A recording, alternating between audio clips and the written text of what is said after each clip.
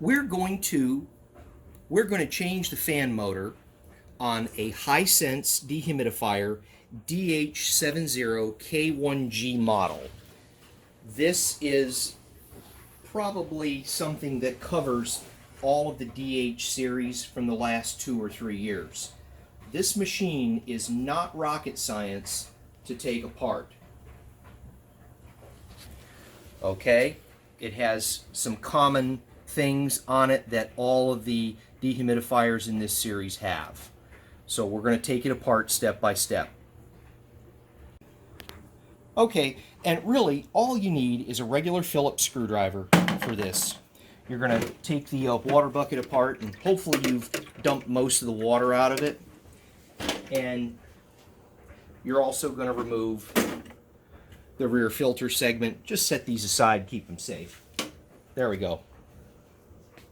There are a number of hidden screws in this assembly. There's no internal frame. All of the plastic boxes sort of assemble onto each other.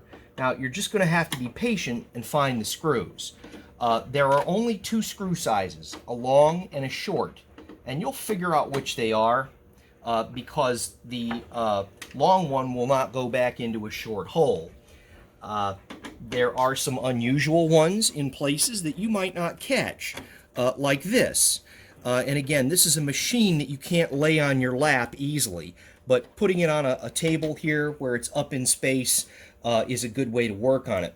Note that this screw right here with the hose pump, external hose pump assembly, this is an extra screw. It just sits there.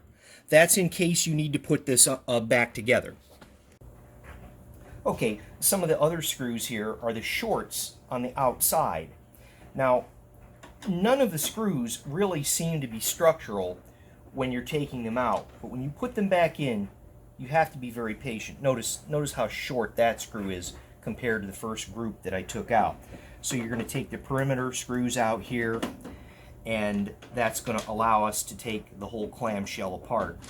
Additionally, from this back side here, there are several screws, and there are some that might not be so evident here. You have to loosen all of these screws up, and we're going to take it apart, and you're going to be surprised at how flimsy this whole unit is. But again, it's not rocket science. Anybody can do this. All right, and like I said, you're going to have to remove these screws. Don't just leave them loose in their holes, because all of these plastic parts come off. You may be facing a very dirty dehumidifier, and I'm telling you, it's pretty safe to take this whole thing apart and wash it in your shower with a hose, because you want to get all of the nasty stuff out of your coils as well as your humidity sensor unit here. So if you haven't already vacuumed this off, you're going to be washing this off, maybe with some AC coil sanitizer foam as well, to get rid of all the nasty biological growth in it, because these things are germ factories. Okay, so we have all the screws off the back and the sides and the front.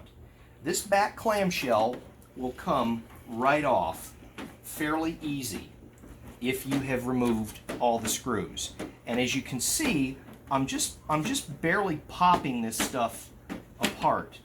And there are very short clips that align everything and hold it all together. When we take this outer clamshell apart, it's going to be very flimsy. So you have to be careful how you handle this. All right, this is the clamshell, and obviously I have cleaned this. Yours will probably be very, very dirty. Then again, set this stuff aside so it's safe. Come take a look at what this looks like before we do further disassembly. Okay, we've just taken that back clamshell off, and this has all been very carefully cleaned previously. Down in here, you will probably have a lot of nasty biological growth. All of this stuff will rinse out the drain, and you'll be able to dry everything off. There are no critical electricals in here that, unless you shoot unless you shoot a stream of water into these places, it's not going to be a problem getting them wet. It's a dehumidifier, and it's designed to operate in a wet environment. Of special note, when you take this top piece off, there is a trick, okay? You have to spread these little arrow barb fasteners. Watch this. Just spread them with your thumbs, and they pop right up. And again, there is a special note here, because when you put this control panel back in, you're going to have to line this control panel up inside the clamshell with 3 little locating teeth. If you don't use the right location, when you press the electronic soft buttons, they won't go click. They won't work. So you have to have it lined up correctly. All right, and for purposes of trying to make a clear video, I am spinning this around. You don't have to spin this around. Okay, so we've got it in a position here where we've got all the screws off. Everything should just tip right off now. And if there appears to be something hanging up, look at it. Be patient and make sure that there's not a clip that's holding something in place, or a little clamp or a connection. As you see, this comes loose like this, and this will pop right off in just a moment. Okay, now we're back in business. I removed those 2 inside screws, and this comes apart very easily. If you can bring the camera over here and take a look, these are the locating tabs that I was talking about. As we lift this clamshell up, this control board fits in these little teeth here. We'll examine this in just a second here. This does lift right off, okay, and I'm going to put this to the side, and I want to just take a look at the control board for a moment. Okay, and here's the back side of the control board. Notice that this whole thing is captivated in here by a wiring harness and a small harness that goes to the humidity detector. These are the locating tabs that I'm talking about. These tabs will fit neatly into that clamshell to keep this up at a certain attitude. If you just reassemble it and you have this angled down, not only will you not be able to open the handle, but this won't align properly and you won't be able to use the buttons. You'll figure it out before you assemble this. You'll press the buttons and they'll have the same feel they did before you disassembled it. And of note, be careful with this wiring harness over here. You're probably going to have to zip tie this back together.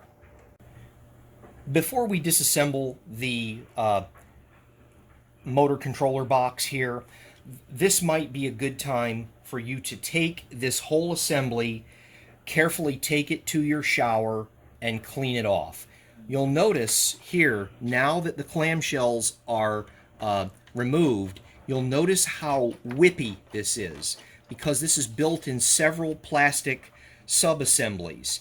And really what holds the whole thing together is this very lightweight exterior clamshell. If you needed to, you can carefully pull all of these parts and wash in between these, but I wouldn't worry about it. I would just make sure the water is washing all the bio crap out of all of the fins and out of the ejection port. The port right here is where all of the stuff leaks down into the bucket, and the junk is just going to come out of here. You won't believe what comes out. So you might want to do that before you do any further disassembly. And again, I would caution you not to run a jet of water in any special areas or get water into any of these harnesses. But you've got a regular compressor back here, and aside from the electrical connection on there, there's nothing that's going to be harmed by getting this wet. You've also got a bucket in, bucket out switch here. I wouldn't shoot water in there. But again, you're going to be focusing it in here and out the drain. Okay, now we're going to get this motor out of here, and hopefully you'll be able to use this video to do some other things. This is kind of a captive clamshell setup here, so you've got to be very careful and patient I promise you, once you take it apart, it all does go back together very carefully. Now, you take this shielding box off here that's got your primary control board in it, and this also is somewhat of a puzzle to put back because you've got these little tension clamps and tabs. Just take a moment, maybe take some pictures for your own reference to see how this will go back together. Okay? Ready? Okay, so I've taken the screws out. There's a little tab up at the top that you simply pull apart, and you pull this off, and you go, wow, that was easy. But getting this thing lined back up perfectly may not be as easy as you think it is. So I would caution you again to take some pictures, because you've got some little tabs and sheet metal sections that if they don't line up back correctly with this box, it's not square and nothing fits. So be very careful how you put this back together. All right, and two of the wires that have to come off are the motor capacitor wires. This one pops right off, although they shouldn't. Some of these are on there pretty tight. If you'll carefully peel the insulation back and use a small screwdriver, you have a little tab, sort of a clip tab, if you can see that, kind of going click, click right there. If you press on that, that will release the tension and it'll pull right off the lug. I marked this one with a straight line and a straight line here, so I know which one it goes into. Again, they go on the top. You're going to be pulling this one off over here as well on the far left side. That needs to come off also. So I'm going to pull this sheath off here, and I'm going to use that technique to release this one, because that one's pretty well stuck in there with a barb. And here it goes. I'm just pressing down on it, and pop, it comes right off. Now, you'll notice that my zip ties look a little different on here than what you're going to encounter. You just need to use some really sharp snippers, like some flush cutters or some end snips, and cut these things apart. And you're going to have some fresh zip ties here, because you want to keep these groups together. Not all the motor wires are in this group, and you're going to want to make sure that everything's very carefully labeled so you put the right connections back in the right order. Now, the only other ones that are going to come off here, other than the ground wire, this ground wire goes right into the motor as well, is a skinny black wire, a yellow wire, and a skinny white wire. So we're going to mark these with a Sharpie and a piece of masking tape right here. And if you can turn the camera here, you'll see white, black, yellow. There are only 3 lugs that are available here, but I'm going to mark them W, B, and Y right here in just a moment. So I have labeled white, black, yellow, and I'm using my little screwdriver to push on this little spring, and it comes right out. You're going to do the same thing to these other 2 here, and then we're going to pull this whole harness back through safe and set it aside. I'm also going to unscrew this ground wire up here, because this ground wire also needs to snake back through, and we're going to take that out of the motor encasement area as well. Okay, now you see we've carefully removed all the wires here, and the motor is no longer connected to anything. Now the trick is going to be removing this Nautilus-shaped fan shroud. And this comes off pretty easily, but you're going to have to remember how it goes in. And it is somewhat of a trick to get it back into place, because there are grooves that this whole thing fits into on top of some special screws in areas that might not normally be easily noticed. Okay, we've taken all 3 of the screws out. There's 2 on the left, and then there's 1 on that lower 4 o'clock position. If you'll look at the groove that I'm talking about, as this loosens, there's a groove here and a bigger groove on the outside. when you put this back in place, it has to fit in there. But it is, like I said, kind of a trick to get this in the corner. And the corner is the critical part. Just be patient, and you will get it to line up. Now, it came off easily because I've done this a couple of times. And if you'll look back in here with the video, this groove goes all the way around. But there's a limited clearance here. And getting this edge down in here is where you have to start when you reassemble this. And again, this is very clean. Yours will not be clean. But I wouldn't worry about stuff in here. Okay, so we've got a trusty 10mm socket here. Be careful with this this actual blower fan, because you don't want to over torque this when you put this back on. I don't know how many foot-pounds of torque, but hand tight. It's plastic, and it's got one of these built-in washer nuts, so it's not on there with a lot of pressure. But removing it, you're going to have to wiggle it just a little, unless you have a little micro puller here. I might even gently tap this with something, maybe a dead blow hammer, a soft blow hammer, or something to get this off of the shaft. But this is going to pull off the shaft, and then we're going to be able to take the motor off of the mount. Ready? Yeah. Okay, and I'm using the dumb end of a dead blow hammer here, and I'm just holding this carefully, and I'm lightly tapping this, and boom, it comes out. No problem.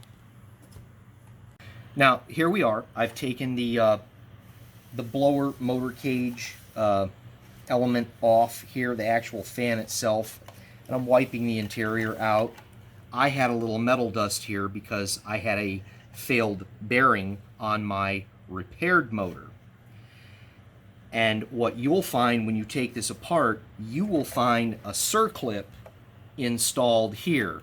It's just a stopper circlip for when you take the motor halves apart, it doesn't completely fall apart. So you'll find an odd looking circlip there. And I, after this experience, would not recommend taking your motor apart. Just buy a new one.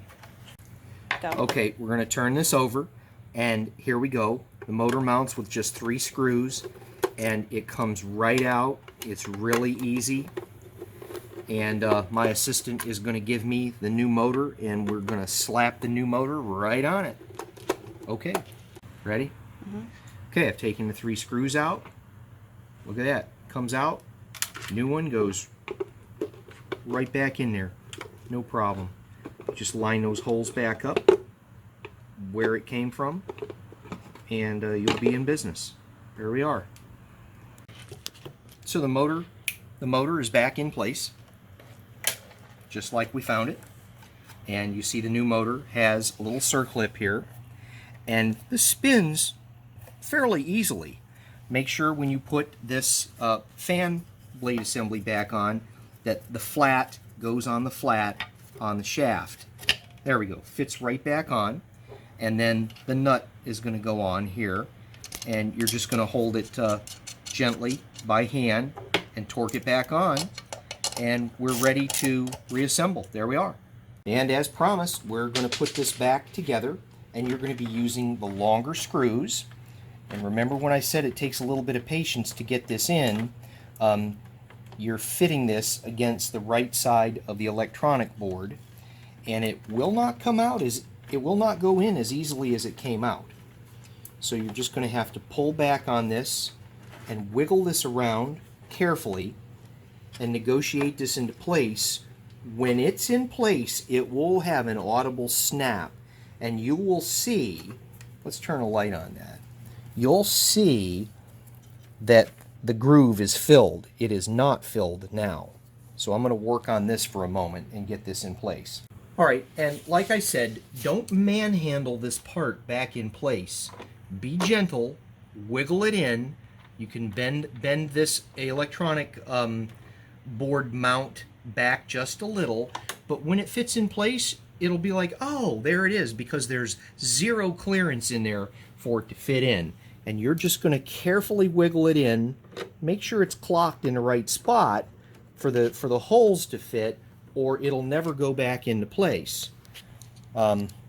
Personally, just right now, off of video, I spent about 3 minutes negotiating that into place. So just be patient with it. Okay, here we are. Everything's back in place. And again, be patient. Don't throw this together. I had a zip tie on this because I had to cut all this and remove this and take this boot off and do all sorts of stuff when I attempted to rebuild the motor. It uses a very common skateboard bearing, by the way, for 1/4-inch shafts, but I don't recommend doing it. This was a $21 motor and a bargain. So you've got your ground wire. You're going to put the ground wire back here. You've got everything labeled. We're going to put all of these lugs back where they go, and then the next part of the video we're going to be carefully putting the cover right back on it.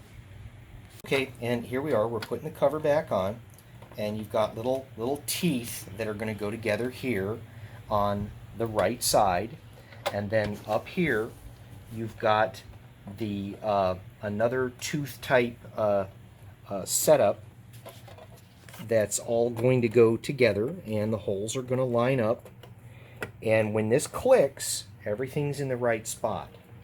Okay, so it looks like everything's in the right spot, back the way it goes, and we're going to screw this in. Now, one other note, I'd like the camera to come over here.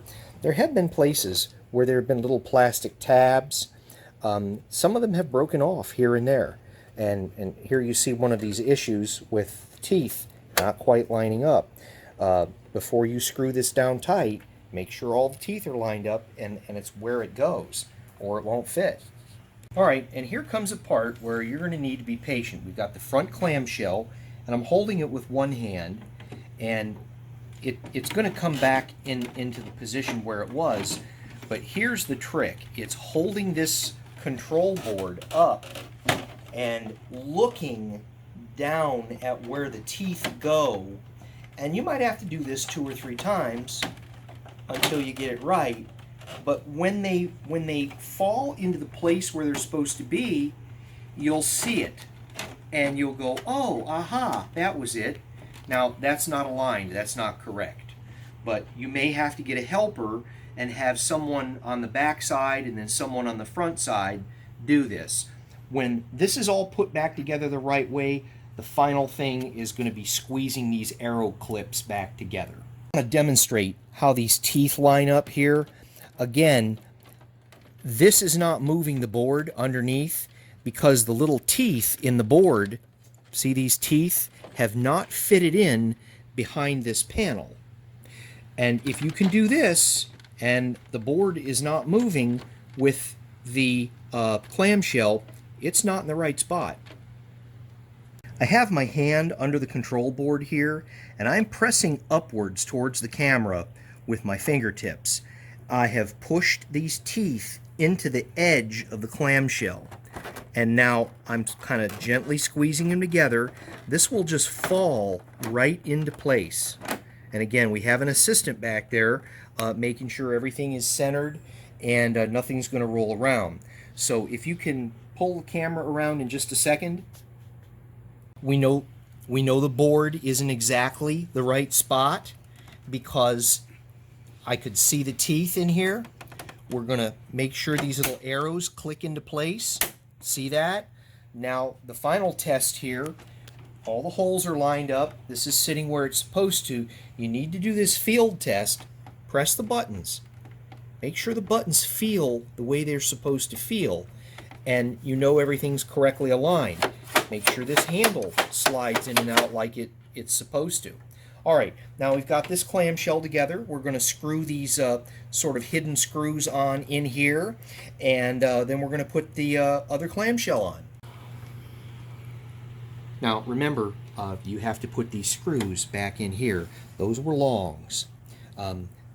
You can see that this is going to take a short, and these are going to take longs. You'll figure it out. Be patient, get the right screws in, because you don't want to be putting a short into a long hole. It won't give you enough thread grab. If some of these are a little stripped feeling, don't worry about it. Just put the minimum torque on it. because you're multiplying that torque and that compression by all of the fasteners. And when the whole thing is together, this won't be so flimsy and whippy like it is now. And again, I caution you, when you move this machine, pick it up by the handle when the clamshells are gone and you're going to wash it. It's very delicate. Don't roll it on the bottom, because if you bent this, you could make this whole thing fall apart. It's barely clipped together inside. For the back clamshell to go in place, and this has sort of little hooks on here. You'll see it, and you locate it, and boom, they're on. It's hanging on there now, and we're just going to gently push everything into place, and look at that. It all goes together. So we're going to assemble the screws in the back and on the sides, and make sure that we've used all of our screws. We've gone ahead and put all the screws back where they go, and you're going to put this filter assembly setup back on, and we're going to put the bucket in place, and I'm going to take it over to its normal position and plug it in and turn it on. Okay, we've plugged it in, and it gave the acknowledgement beep. Let's turn the power on. Okay, much quieter, much quieter. Okay, sometimes this likes to go through a process of turning on, turning off, figuring out where the humidity is. I prefer to leave it on continuous because I don't think the humidity reader is correct on these. I've used a separate hygrometer, and it will say that it's 40%, but my hygrometer says it's 70%. So I never believe what the relative humidity readings say. If you leave this on continuous, it'll run all day long, and you know you're drawing water because you've got a warm airstream. Alrighty, here we are. It's running like a top, and it's probably quieter than it was when it was new.